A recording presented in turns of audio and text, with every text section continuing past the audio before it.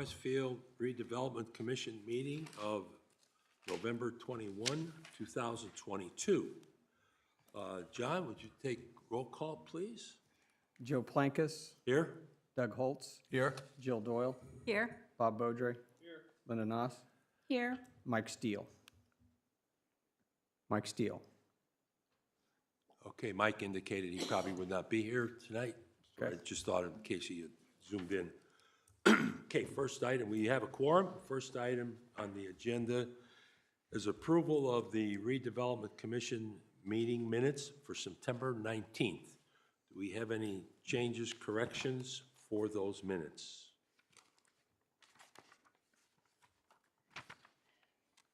Okay, hearing none, do I have a motion for approval? Well, just a minute. Did we get that change in on what Doug had said at that meeting? The minutes were changed to reflect the record. I'm not sure. I emailed you guys earlier with the most recent change. I don't think it's in this copy. It's It may not probably, be online yet, Linda, but it'll be in the, we'll get it updated once John gets a chance to get Sarah to put that in the system. Right? What are you specifically looking for? Under the turf discussion, there was an additional line put in there about what Doug had said and, well, not what Doug had said, kind of following what Doug had said, where when Cam had said if we approved it, it was based on legal review. That wasn't in the minutes. Isn't that what was added? there were two changes. Okay. And yes, And I they don't were see it under that topic. Let me tell you what was changed exactly. Okay, on the turf replacement,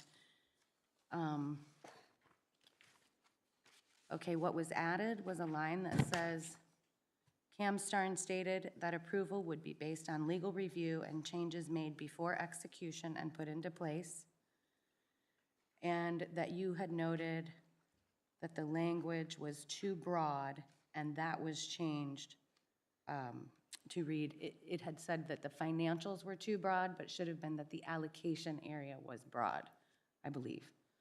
Sorry, I can't find it right at the Under second. Resolution 11, 2022, it was in the second paragraph, and that the project description is too broad, but that was also supposed to be changed in paragraph number 3, where it said financials. That should have been changed to project description. And that has been changed. Yeah, but in not these on the minutes. copy that we have, John, so I don't know where that copy is.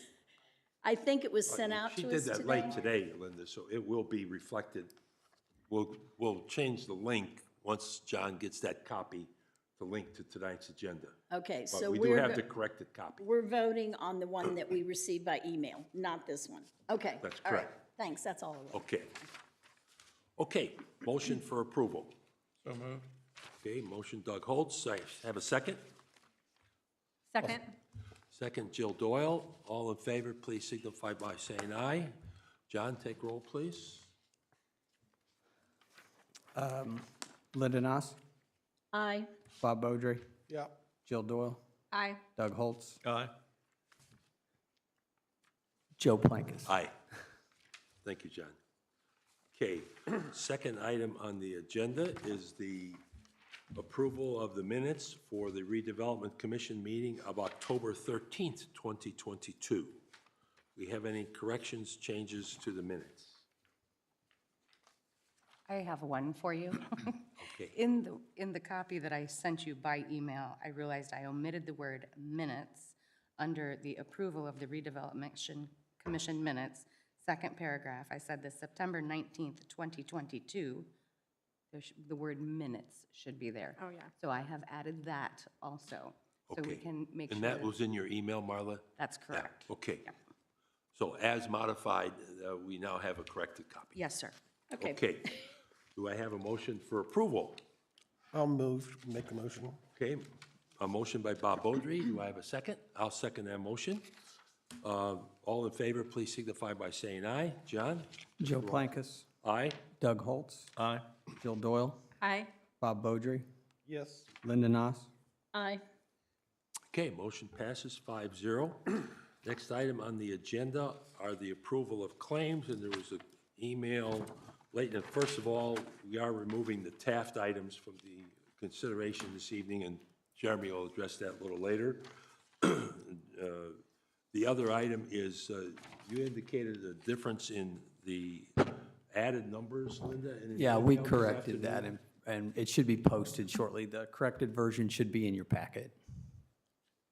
This one that you handed us is supposed to be right, Yeah, except take out the Taft items? no. No, I did not take out the Taft. I just made the corrections for the Crone in the, invoices. Okay, hold on. 550, okay, let me just breeze through here.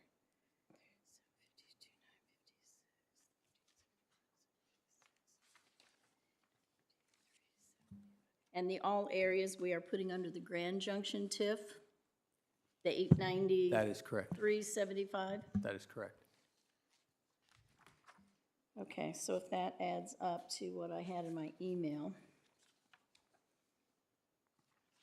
it was supposed to be $8,712.50. Okay, we good, Linda? This is hard to do this when we don't have the final copy. Yeah, I ticked them off. If we take off the Taft, it looks like the Crohn's are all in there. And then my other question was, you know, what does NABU refer to in this one billing that's now posted under Grand Junction TIF? I can take that. Okay, And it kind of works into the conversation associated with legal fees as well. So Project Nabu is an economic development project or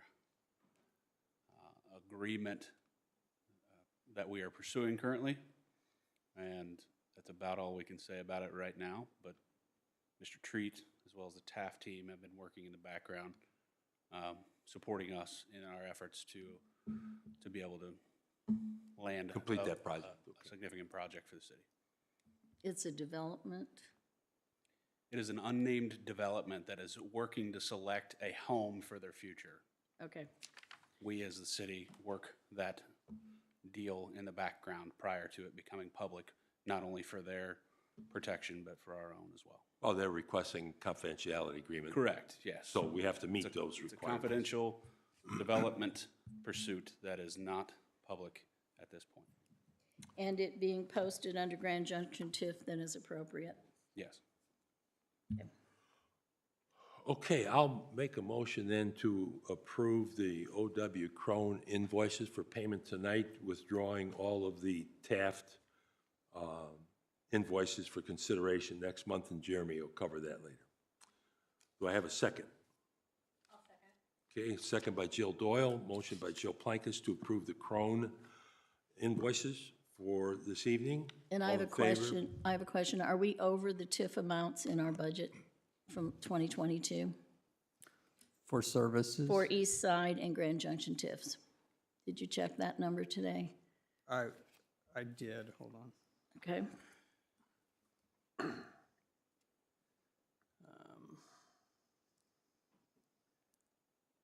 East Side. Services, we're over on East Side. okay. And what was the other question? It's the Grand Junction TIF services. Services, Grand Junction is over also. Okay. Okay, we have a motion on the floor. All in favor, please signify by saying aye. John, take the roll, please. Jill Plankus, Aye. Doug Holtz. Aye. Jill Doyle. Aye. Bob Beaudry. Aye. Linda Noss. No. Based on being over budget. Okay, moving on to the next item.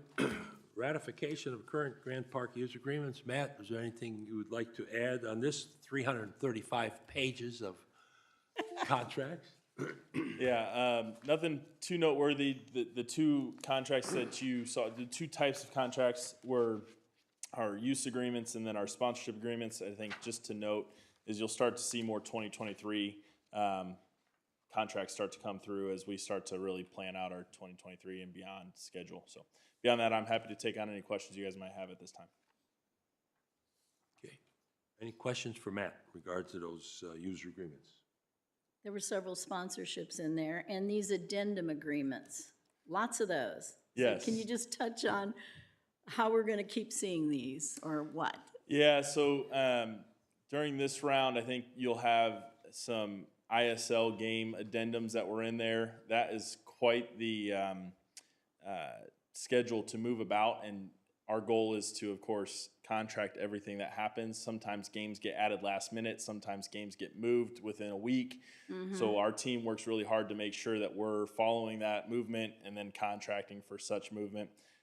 Some others will be addition of space beyond their original agreement. So, for instance, this past weekend, it didn't come about in this round of agreements, but in the next round, but using this past weekend as an example, they added extra time because it was going to be so cold outside. They added extra time for the inside indoor facility. So you add an addendum to that for that increase of field space. So that's really the gist there. We do not make any addendum for any shortages. The client is on the hook for that piece. But any additions to or schedule changes when it comes to some of those ISL game, that's where those addendums come into play. We try and limit the number of addendums, but sometimes with some of that scheduling, it gets very difficult to do. Okay, and how are we looking for the event center indoor booking? Yeah, for Just generally, can you tell us? It's generally speaking on pace for where we've been in the past. A lot of big activity coming back in January and February. Noteworthy now, we're actually setting up in the event center for a holiday show that will be this Friday through Sunday. It'll be the first time that we hosted that show with a client that is a regular client of ours, but first time show in the building. So we're excited to host that this weekend. And then moving into December, beyond the normal event activity of soccer, lacrosse, football, we have the Farm Technology and Equipment Expo again this December that we're excited to host again. And then we'll get right back into it in January. Little break around Christmas, but right back into January we'll be full again. Okay, If I could editorialize briefly, I wish all my clients were as diligent about doing addendas to contracts as Grant Park. I mean, it would be all too easy to say, sure, you can add time inside and not document it, but they do Yeah. a great job of that. well, when I saw so Amen many, to I that. figured Matt must be doing a good job at keeping track of them. We're trying. Your team works hard at it, Matt. Thank you very much for that. Yeah. Appreciate it. I'll Okay. I'll make a motion to approve, are we there? Yep, go ahead, yes. To approve the Grand Park user agreements, 355 pages, 35 plus 6 sponsorships. Okay, do I have a second? I'll second. Bob Beaudry, second. Linda Nas, motion for approval. All in favor, please signify by saying aye. John, take the roll, please. Linda Noss, Aye. Bob Beaudry, Aye. Jill Doyle. Aye. Doug Holtz, Aye. Joe Plankus. Aye. Motion passes 5-0. Thank you. Next item on the agenda is establishing our schedule for 2023. I think John has passed out a copy to everyone for the recommended dates. Any questions or comments in regards to those dates? I also had asked John to put a couple of key items on here, like the overlapping tax presentation and those kinds of things, so that we don't miss it and we have it well in hand prior to the date of the meeting. Can you explain those conflicts, John, that are in red? They're holidays. Monday holidays. So that's why we have a different date. Okay, So it goes to Tuesday then. yeah. And then on these reports, are you going by, the Indiana code on when these reports are due? Because I was looking at those, like, is one of these the April 1 fiscal report for the RDC? Yes, that's the 2020.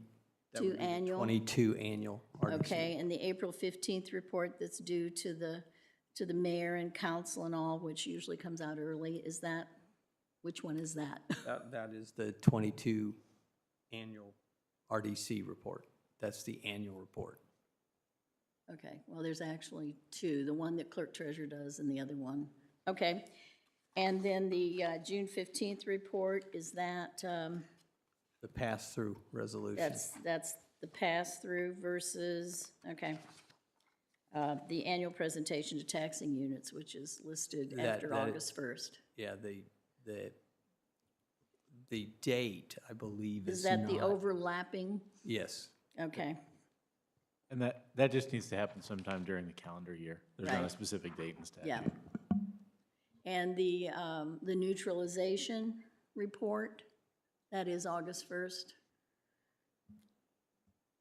That is correct, but I believe the neutralization report is, I don't know that we actually cover that. I just wanted to anticipate when I'm gonna get it, so I'll just add it to mine, it's August 1st.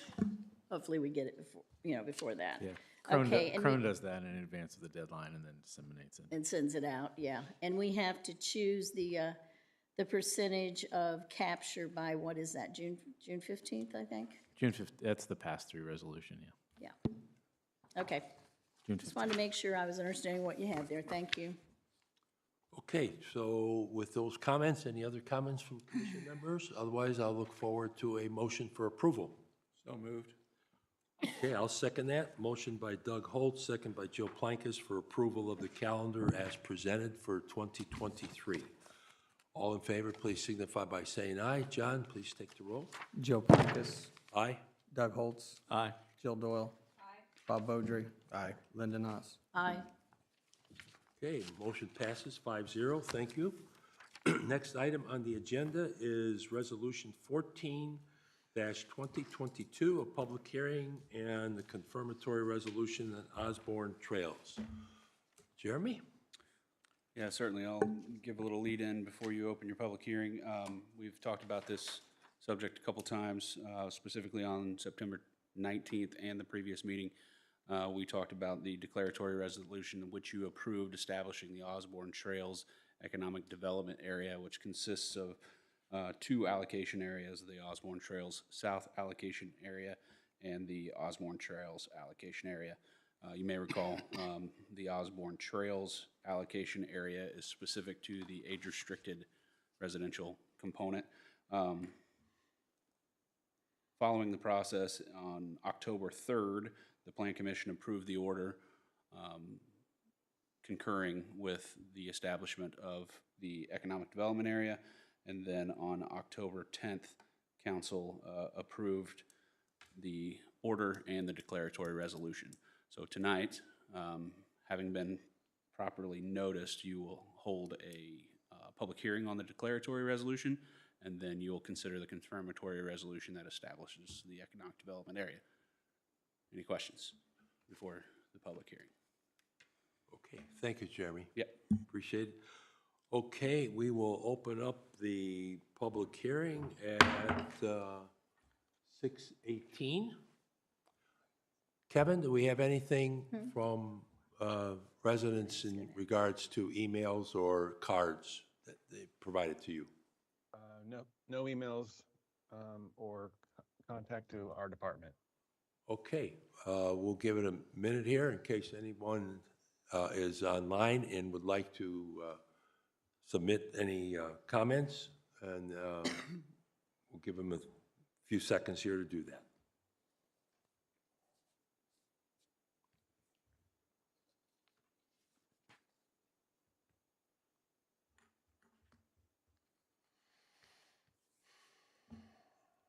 Okay, hearing none, we will close the public hearing at 6:19 p.m. Questions, comments from the council in regards to this resolution? Anything? My question is on number 4 where it says, no, number 5. The Osborne Trails allocation area is hereby designated pursuant to the act for the purposes of capturing incremental property tax revenue. I don't think that from that area, we're gonna get enough for what project we were discussing, which was 191st Street. We were gonna talk more about other options and sources of revenues to complete that project, because it seems to be much bigger than we thought, or what we can get from this allocation. Do we have any more information on other sources of revenue for that project, if we go forward with this? We don't. We haven't even designed the project, so we don't have concrete Yeah, estimates on it. We are confident that the Osborne Trails allocation area alone will support a $20 million project. That doesn't include anything that goes into the south allocation area, nor anything adjacent that would create impact fees or other increment in the area. So we'll drill that in when we get a little closer and have a better understanding what the actual project costs are going to be. And just to clarify, of course, the expenditure of any of these funds captured toward this project would require a further approval from you all. This just approves the capture. Right. See what you get, see what the project will cost, and compare and come forward in the future with a plan for how to fund it. And I do understand you want this passed so that in January you can start capturing after the first of the year. Correct. It'll In set our next year's. baseline for anything that has not been fully assessed in this calendar year, or technically in the previous calendar year. Okay, any other comments, questions from the commission members? If not, I'll look for a motion for approval of Resolution 14-2022. So moved. Do I have a second? I'll second. Okay, motion by Doug Holt, second by Jill Doyle for approval of Resolution 14-2022. John, take the roll, please. Joe Plankus, Aye? Doug Holtz, Aye. Jill Doyle, Aye. Bob Beaudry, No. Linda Noss. No, because of the single-family aspect. Okay, motion passes 3-2. Moving on to the next item, Resolution 15-2022, declaratory resolution amending the East Side EDA. Yeah, I'll just clarify, this would pertain to 15 and 16. These are housekeeping declaratory resolutions of the type that we considered, I think 2 or 3 of them in the last calendar year. Jim Treat at Crone combs the neutralization report and works closely with the county to identify capital R residential, meaning single family or 1% properties in these allocation areas, which can impact the amount of incremental revenue captured, and then recommends lists of parcels to be edited out. So this is a process that we've been through before. Both the East Side and the Grand Junction amendments are strictly for that purpose. And then, of course, would follow the process that we just concluded on Osborne Trails, that we go to the Plan Commission, to the council, back here for a public hearing and confirmatory resolution. Okay, one question Linda had asked earlier today via email was the assumption that the county was removing these parcels automatically. Is that the question that you had, Linda? Yeah, we were told in 2022 that process was changing. Can anyone explain if it has, or? I think it still falls on us, though, to initiate that process. Am I correct, Cam? Yeah, correct. So we've tried something that is somewhat novel and we hope works, which is the 3 that we did last year, if you'll recall. We included a clause, and it's in these declaratory resolutions as well, that makes clear that the commission's intent is that any particular parcel of real property in a given allocation area, should it be developed as residential, would not be included as part of the allocation area, in hopes that that gives the county what it needs to omit those without having to go through this process in the future. In the future. But we have to do that for each allocation area before they really have that mechanism. I will say, I know I've heard from Jim Treat at Crone that he is in close contact with Lee at the county, and she is good at flagging for him where these parcels are, and they're in good communication. But I don't believe that the county has a legal mechanism to actually extract them absent authorization from the commission. From the RDC, okay. Okay, answers your question, Linda? I think so, yes. Okay. Thank you. Okay, so we have a motion. I'm open for a motion for approval of 15-2022.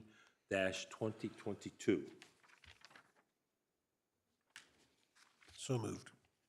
Okay, motion Bob Beaudry. I'll second the motion. Joe Plankus, all in favor, please signify by saying aye. John, take the roll, please. Linda Noss, Aye. Bob Beaudry, Aye. Jill Doyle, Doug Holtz, Aye. Joe Plankus. Aye. Motion passes 5-0. Thank you. Next item on the agenda is Resolution 16-2022, declaratory resolution amending the Grand Junction EDA. Same situation that Cam has just covered in removing parcels. Just a few more numbers on this particular list, to say the least. Do we have any questions from commission members regarding this resolution? Okay, hearing none, I'm open for a motion for approval of Resolution 16-2022. I'll make a motion to approve. Okay, motion by Jill Doyle. Do I have a second? Second. Second by Doug Holtz. All in favor, please signify by saying aye. John, please take the roll. Joe Plankus, Aye. Doug Holtz, Aye. Jill Doyle, Aye. Bob Beaudry, Aye. Linda Knopf. Aye. Okay, motion passes 5-0. Thank you very much.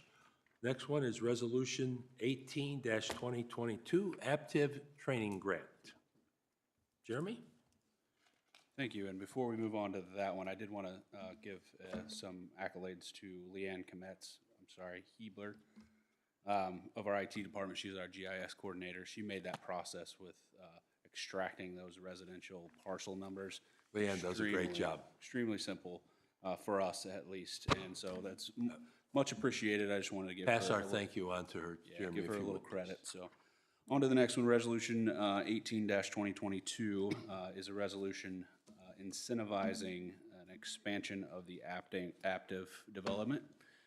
Essentially, it is an amount not to exceed $75,000 over 2 years to reimburse them in the form of a grant, reimburse them for actual costs associated with training their new employees that will come along with that expansion and the new technology that they're putting in that building.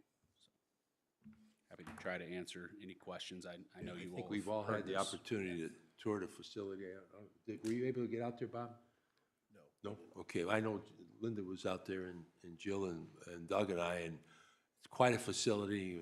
Wow, talk about state-of-the-art. It's fascinating, to say the least. So big plus for our community, to say the least. So if there are no questions, look for a motion for approval of the Aptiv Training Grant. I move that we approve that grant. Do I have a second? Second. Okay, second by Doug Holtz, motion by Joe Plankus. All in favor, please signify by I saying. have a couple questions. Oh, I'm sorry, Okay. Linda. And this is specifically for what they're putting in there, adding to their business now. It couldn't expand to something else from what they showed us when we were out there. Is that correct? Because it doesn't state in here what they're putting in there or what have you. And is this document authorizing $75,000, or will we get to see the documents and the invoices? Because it says under number 4, the president of the commission and the city staff are authorized to take all necessary actions. But are we going to be able to see those in claims or something, what these invoices are exactly? You will be able to. Okay, because they- I didn't know if you had a they- process set up They yet. will send, we are setting up the process Okay. currently, but that process will include a documented paper path, if you will, Okay, paper trail.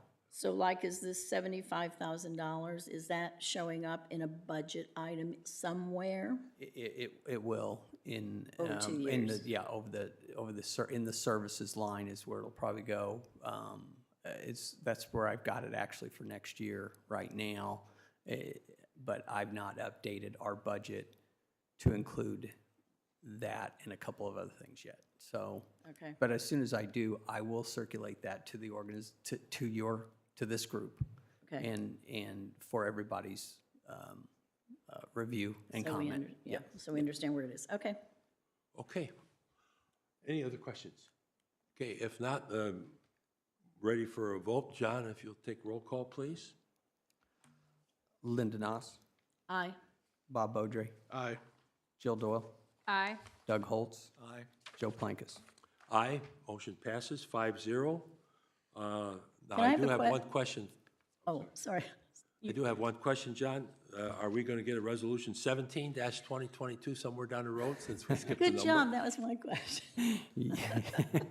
Yes, that's a placeholder right now. Okay, I had it completed and I've got it all typed up and Is it it gonna got go on pulled. December, It's December got- agenda, John? So it may be, yeah, it may be in December. I'm sure it'll be in December, but 17 was a number I already had, and it was just like, okay, I'm not going backwards. Just Okay. had to ask the question. Yeah, sure. Okay. Okay, Jeremy, additional business. Yeah, and there's nothing really to consider tonight, but I wanted to start the conversation with you all. It's been expressed by the council. We've had a number of conversations on it that they would like to see, and I think it makes a lot of sense from an accounting perspective that the RDC assume responsibility for any legal fees that they generate. So anything associated with an EDA, all the documents that come up here, things like that.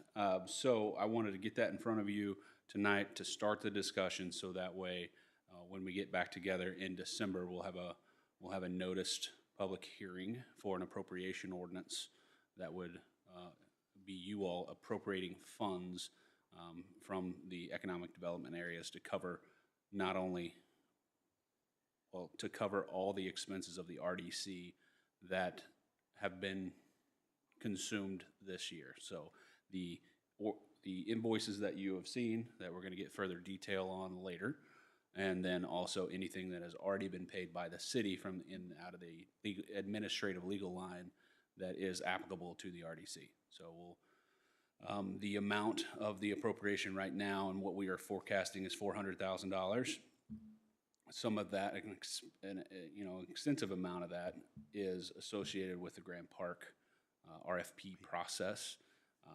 We should be at the tail end of kind of that initial spending associated with that, and as we get further down the road in legal fees, hopefully we'll see that trickle off pretty rapidly.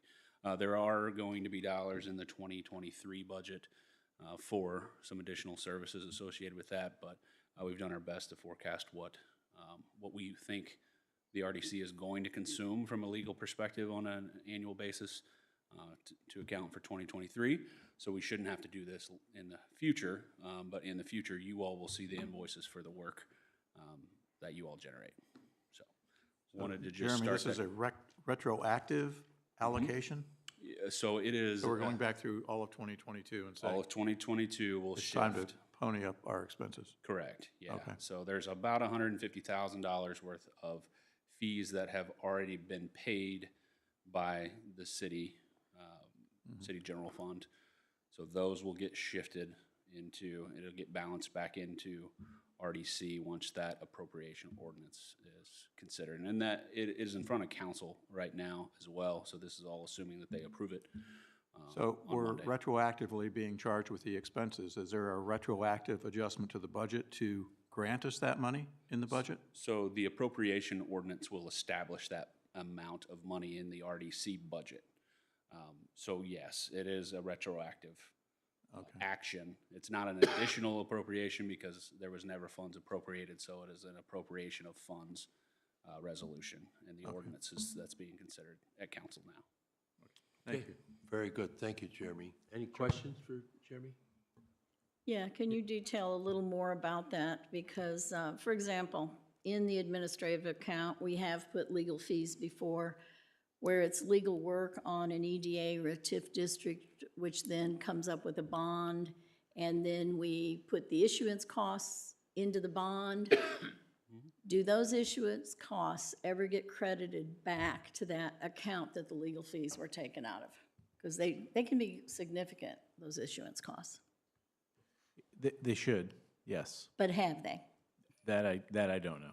That's something we need to follow up on. Most of that predates me, of course, as the arrangement. Did we but not have a they should. comment in a previous meeting that bond issuance costs are attributable to the bond? We had legal counsel that said that in a previous meeting. Yeah, they are. So are we going to change that now, or are we going to go with what legal counsel previously stated?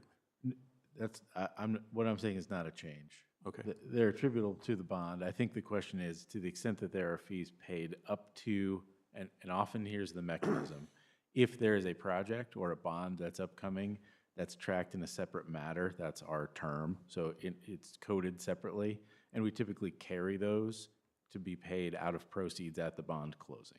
Okay. if there are costs associated with the setup work that are paid in the interim, they are reimbursable and should be, could be credited back to that account out of bond proceeds. So, yes, and. Okay, thank you. Yeah, I don't think we ever see that, though.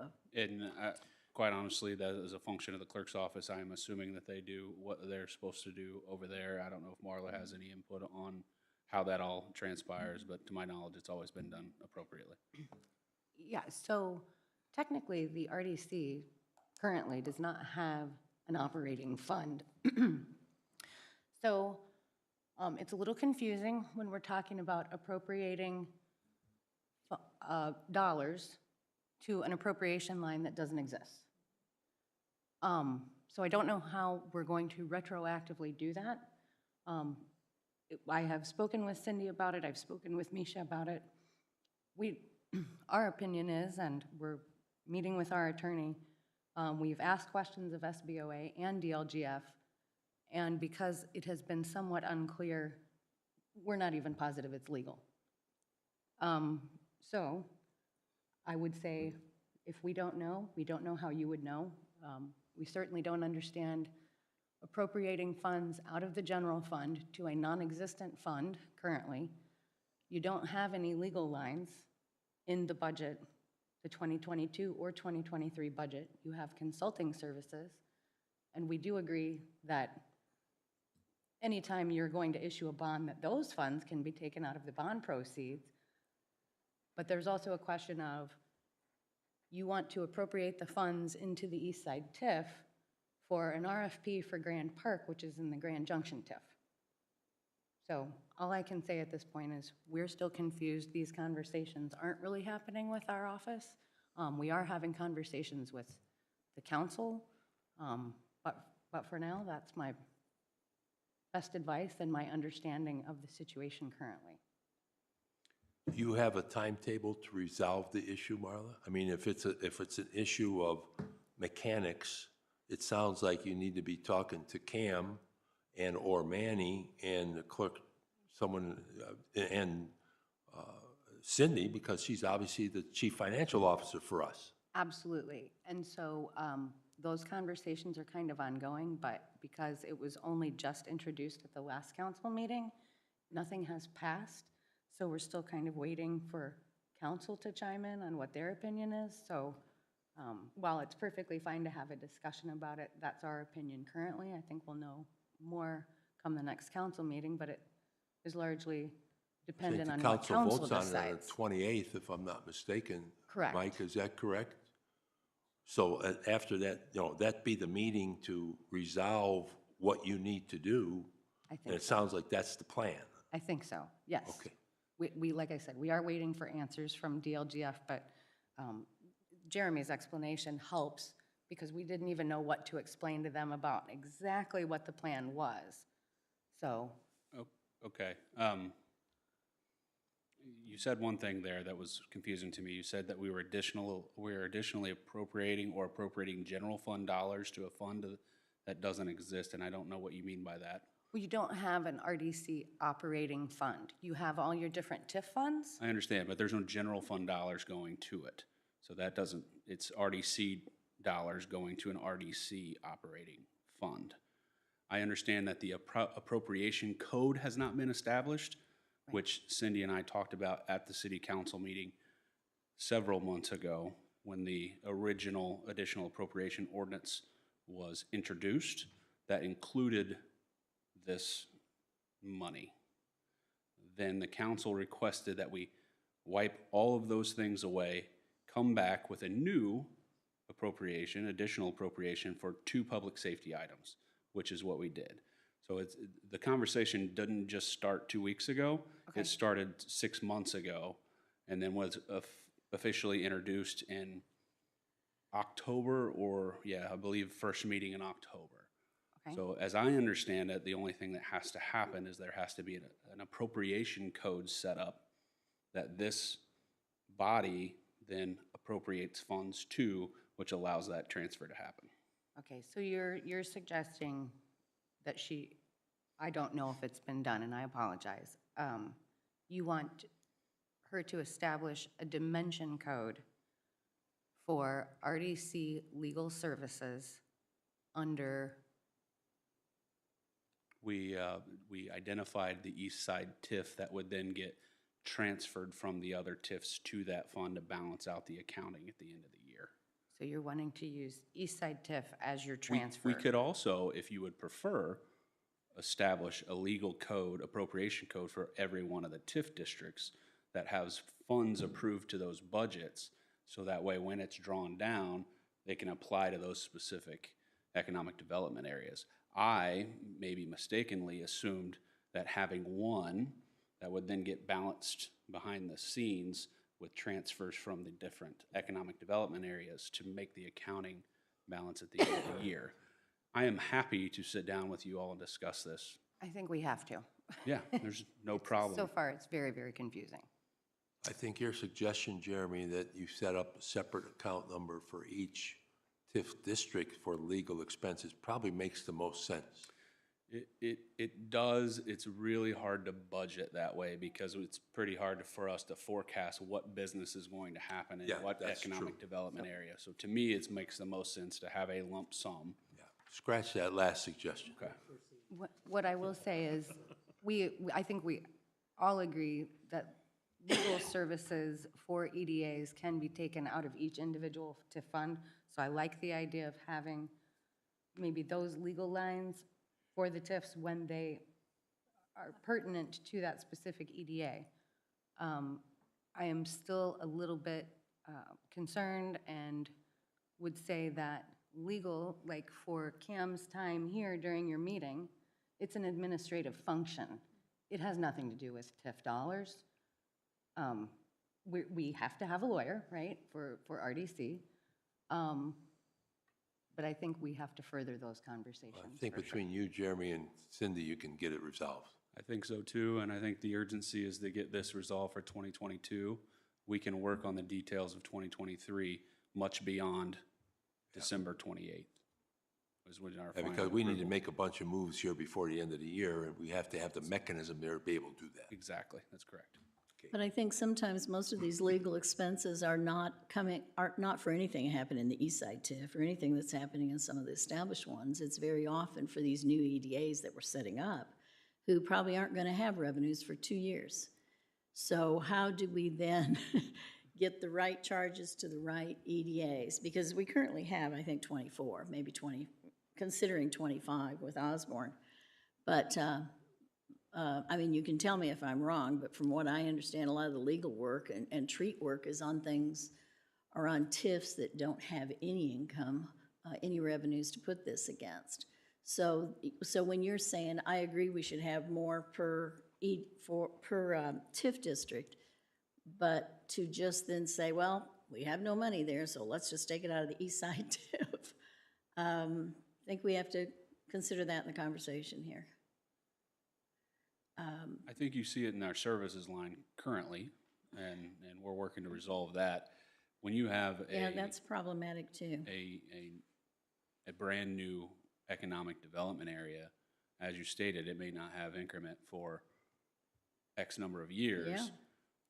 But it's going to cost us money to get a development into that economic development area that is then going to grow the increment in that EDA. Right. So those other economic development areas that support and benefit that one can pay for those services in that initial period. I don't know that there's anything wrong or illegal about that. I'll let Cam. Well, I talk mean, with we legal. spent a lot of money on those EDAs that last fall we just did away with because they never did anything. They never brought in revenues, and like Lantern Commons, and now we have, I think it's Front Street, isn't that what it's called over there? But, That was a reestablishment of an economic development area that right. was, But the other one had never received money, and we talk about the core four there where the monies are. correct. But honestly, we can't even pay for Grand Park out of Grand Junction because of the lack of the TIF dollars. They just haven't built to that point yet, so we took certain things out of East Side TIF. Is there ever any consideration to balance these back up Or maybe you're looking at, well, it doesn't matter because we're never going to do any new infrastructure in East Side, but I don't think we can say that. If we did, we could have just, drawn that down to a lesser capture.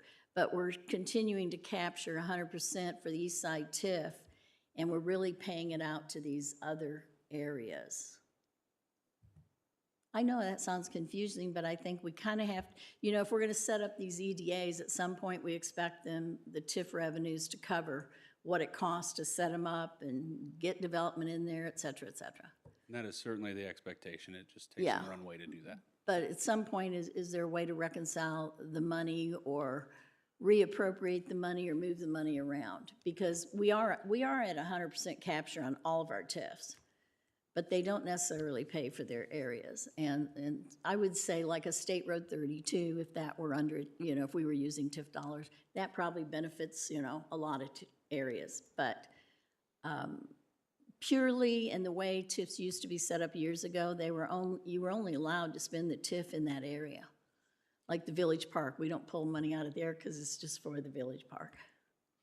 Yeah, and the serve or benefit test still exists. My reading of the statute has always been serve or benefit applies to expenditures for projects or infrastructure improvements in the area.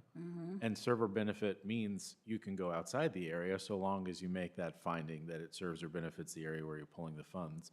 Services, in my view, sits outside of that altogether. Otherwise, you're reading an impossibility into the statute, which says you can create an EDA in an allocation area, you can pay for services, but you can only pay for things that serve or benefit. Those don't compute, and so that can't be the answer.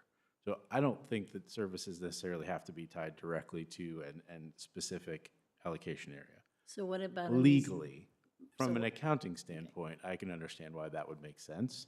And so we're glad to work with the clerk's office and with Jeremy to make sure things are coded in such a way that if you wanted to credit them back to those allocation areas, you'd be able to do so. That's not a lawyer function.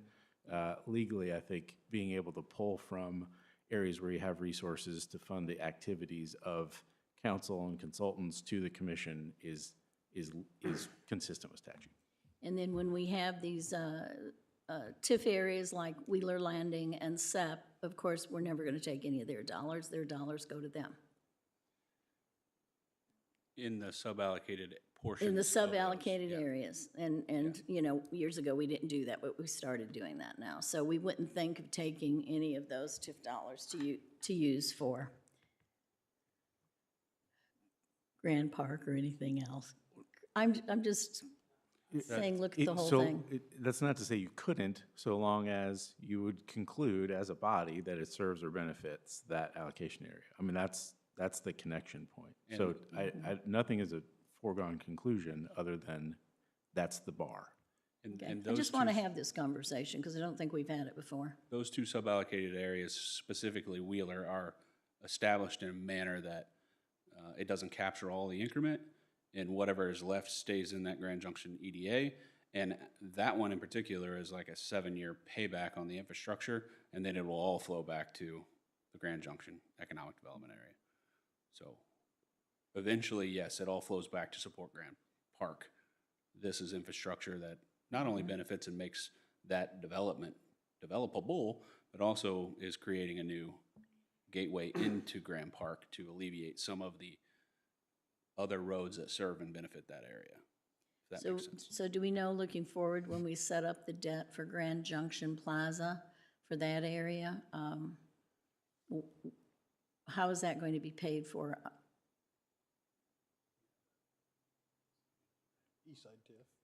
What was the question Well, again? I'm just asking. When we set up, right now, we're on bands for the Grand Junction Plaza. When we set it up on the, on the final, set up the final debt for that, when the Right. bands goes away, okay? Right. How are we repaying that? Right now, it's anticipated we'll pay those, the permanent financing out of a combination of East Side and Grand Junction. So whatever ones have money. No, basically, it's, the design right now is that, and it was in the packet that I passed out earlier in the year, that the principal would come out of, I believe, out of Grand Junction, the interest would come out of East Side. for the permanent financing. And then the garage project, money? For the Old Town, Yes, that's part of Old Town. yes. Old Town suballocated area supports the Yes. debt associated with the garage. Okay, we have 10 minutes left. We need to Just wanted to get that said. clear the deck, and I ask the commission members to stick around because we have a whole bunch of stuff to sign that everyone has to sign, so please don't leave. Anything else, John, for the good of the order, or Jeremy? No, okay. Do I have a motion for adjournment? So moved. Okay, I second. I'll second the motion. All in favor, please signify by saying aye. Voice vote, aye. Aye. Thank you. Okay, paperwork time.